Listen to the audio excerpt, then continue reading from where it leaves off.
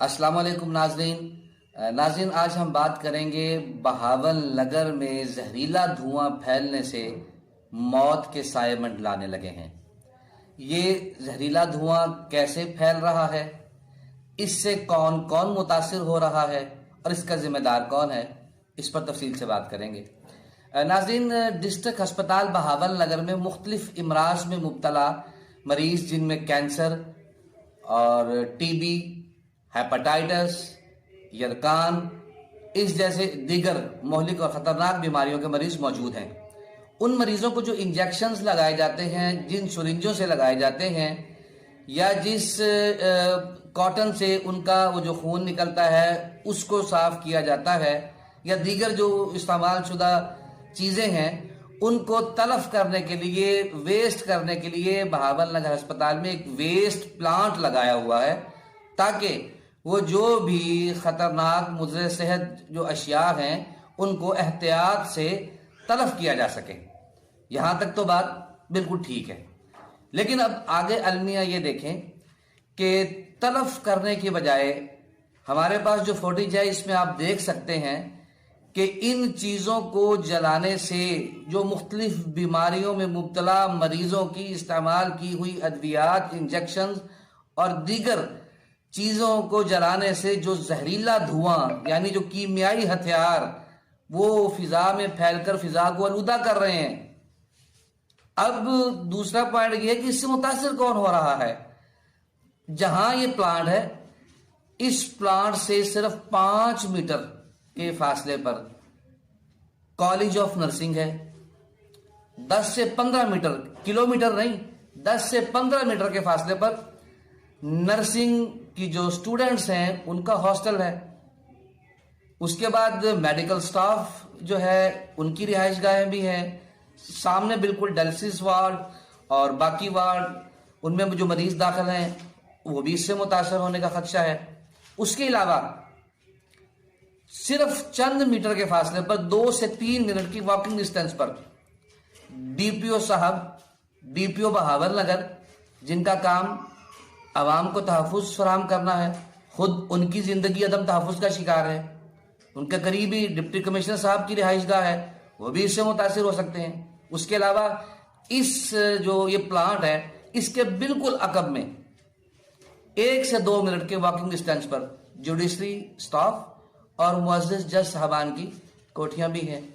وہ بھی اس زہریلے دھوئیں سے متاثر ہو سکتے ہیں۔ یہاں چیز جو مین پہلو یہ ہے کہ اس کا ذمہ دار کون ہے۔ یہاں میں سوال کرنا چاہوں گا ایم ایس صاحب سے کہ محترم، ہم اکثر و بیشتر جو ہاسپٹل سے متعلقہ مسائل ہیں ان کو اجاگر کرتے ہیں، لیکن معذرت کے ساتھ جو آپ کا معاون سٹاف یا دیگر مشیر وینڈرز وغیرہ وہ شاید آپ کو غلط گمراہ کرتے ہیں کہ جی یہ میڈیا والے ہیں ایسے بولتے رہتے ہیں، بولنے دیں، آپ اپنا کام کریں۔ تو بجائے یہ کہ ہمارے اس نشاندہی پر ان مسائل کو حل کیا جاتا، آپ نے کمال بادشاہت کو، جس طرح بادشاہت کا راج تھا اس طرح ایک وہ راج قائم کرتے ہوئے آج سے چند دن پہلے ایک لیٹر جاری کر دیا جس میں یہ فرمان تھا کہ پرنٹ میڈیا یا الیکٹرانک میڈیا یا سوشل میڈیا سے متعلقہ کوئی بھی شخص 4 دیواری میں کیمرہ آن نہیں کر سکتا۔ تو معذرت کے ساتھ ہم نے بالکل آپ کی چادر 4 دیواری کے تقدس کو بالکل قطعی پامال نہیں کیا۔ ہمارے پاس یہ جو فوٹیج ہے یہ کل شام کی یعنی 1 اپریل کو 6 بج کر تقریباً 40 سے 42 منٹ کی ہے۔ اس میں یہ آپ دیکھ سکتے ہیں، اگر اسپیشل ٹیمیں تشکیل دی جائیں گی تو وہ آگے چیک کر سکتی ہیں کہ اس ٹائم یہ جو پلانٹ تھا یہ چل رہا تھا اور زہریلا دھواں اگل رہا تھا۔ اب اگر آپ کے علم میں نہیں ہے تو یہ آپ کی گڈ گورننس پر بہت بڑا نشان ہے، اور اگر آپ کو علم میں تھا آپ کی خاموشی جو ہے وہ شریک مجرم کے طور پر سمجھی جائے گی۔ دوسرا میرا یہاں سوال یہ ہے کہ یہاں جو ضلعی آفیسر ہیں ماحولیات کے، ان سے میں پوچھنا چاہوں گا کہ شہر سے بیرون